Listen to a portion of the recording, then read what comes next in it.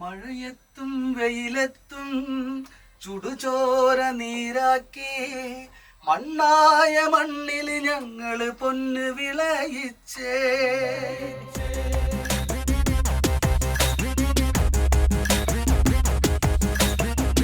മഴയത്തും വെയിലത്തും ചുടുചോര നീരാക്കി മണ്ണായ മണ്ണിൽ ഞങ്ങള് പൊന്ന് വിളയിച്ചേ.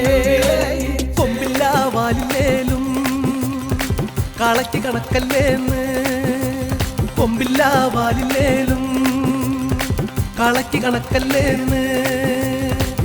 ഭാരം വലിച്ചു വലിച്ചു എന്തൊരു പാടായി.